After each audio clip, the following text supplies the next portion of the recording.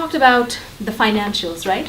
Where you and your spouse are potentially under this extreme financial liability should anything go wrong with the business. I have not yet met a single franchise who will allow you to do that. Nope. So, 2 numbers for any of you who might even potentially be considering a franchise. 2 numbers for you to keep at the back of your mind. You must have at least $50,000 in liquid capital. Savings, checking account, cash in that, an IRA, maybe you might have some stocks and bonds, basically anything that is easily liquidated, 50K. The second number you want to keep in mind, and these are the numbers that my franchises ask me for before I can even send the client to them. Second number is, what is your net worth? And the net worth number, typically they are looking for something between $250,000 to $500,000.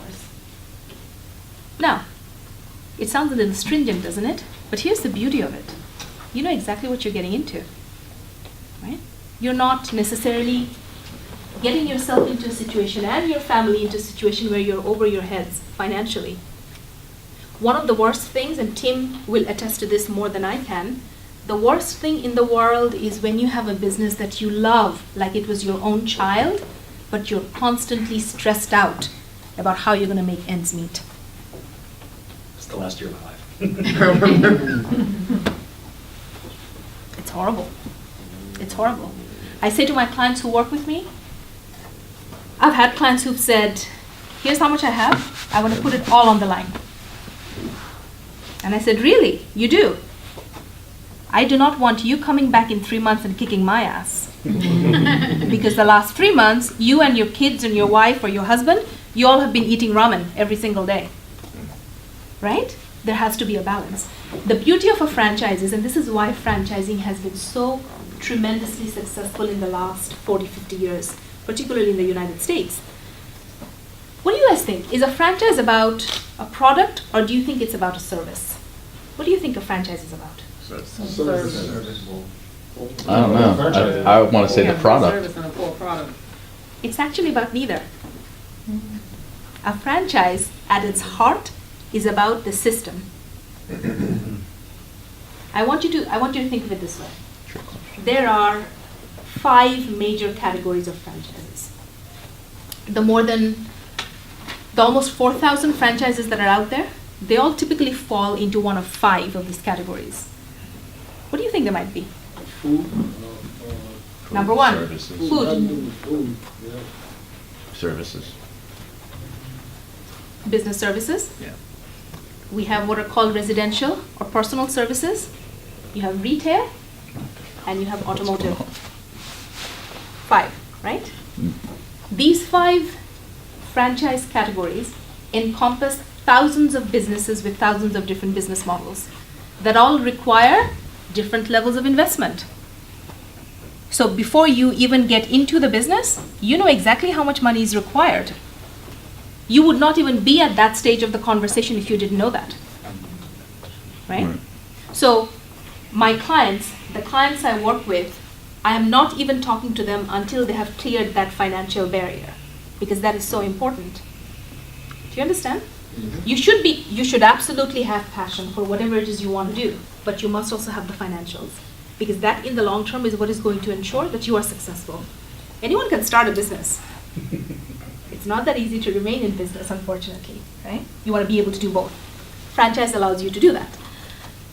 One of the flip sides to somebody like a Tim who's run a business from scratch is Tim does not have to pay a monthly royalty.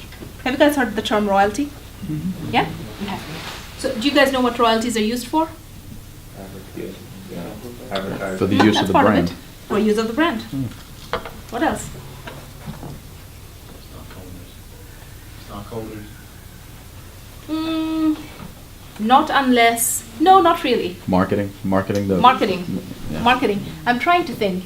Typically when you say stockholders, you're talking about a company that's publicly traded. And we don't have a whole lot of franchises that are necessarily publicly traded. They're more privately held corporations.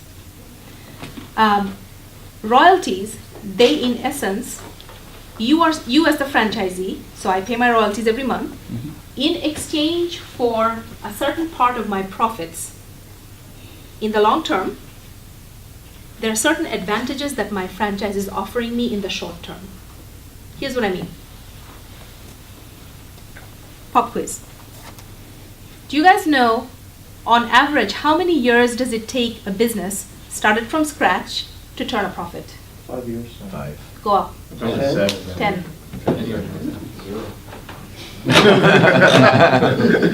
10. I'm reading bad books. You're reading bad books. So my question to you guys is, how many of you can afford to spend 10 years to run a business Wait for your money. and wait for your money while running a family and taking care of the responsibilities that we all have?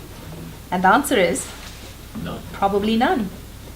So then the question becomes, are there businesses out there, are there business models out there? One, you are very intentional and very clear about whether there's a fit between who you are and what the business model requires you to do. One of the things I tell my clients, every single client, so we'll have the conversation and they'll say, Faizun, I want a franchise where I'm selling products like cell phones, right? In a retail setting. I said, no, this is not the time to have that conversation. We're not there yet. The first thing you need to know is, when you look at these 3 different businesses that I'll give you, what are the top 3 responsibilities of you as the business owner in that particular model? In your careers in service, you run something, haven't you? A watch, a center, a team. You run something. What would you call that skill set? Management. That's a tremendous skill set. Right? You guys are leaders in your own rights. Yet, you have all been given a manual, haven't you? That says, Miss Moon, you're part of our team. But here's the playbook. Here's what you need to do. This is the part that you play. And you know full well how important it is for you to play your part so that the whole can be successful. Nobody knows it better than you guys do. These are exactly the kinds of transferable skill sets that I will pull out of my clients once I sit down with them, right? So whether you're a displaced corporate executive, like I was, whether you're a vet, and you have no idea what the heck you want to do, but you want to do something different, that's what a lot of people tell me when they come to me, let's figure it out. You don't have to go back to school. Let's figure out what you've done in the last 10, 15, 20 years of your career. What are those transferable skill sets? What have you done in your past that made your heart sing? Conversely, what are those things you never want to revisit ever again? Let's find those things out. In addition to the fit, there are a couple of other things we're going to look at.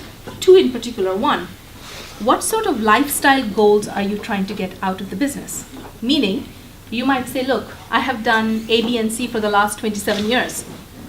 I want to do something completely different, but more importantly, I want to be able to have more time to spend with my children. Yeah, they're grown, they're teenagers now, but I want to be able to spend some more time with them. That's a lifestyle goal. You will tell me what your specific income goals are. And here's the beauty with franchise business models. Because it's a playbook, because whatever it is standardized, right? So when you go into a McDonald's here in DC, or you go to one in Silicon Valley, you know the same crappy burger you're gonna get, right? Mm-hmm. You expect it because it's standardized. Huh? The standardization comes from the fact that there's a playbook. This is why franchises can tell you with a certain degree of certainty, Mr. Trombley, if you come with us and you follow this playbook that we have here, we can guarantee you that you will make money in this range. This is what your income in the first year is going to look like, and year 2 and year 3 and beyond. Do you guys understand?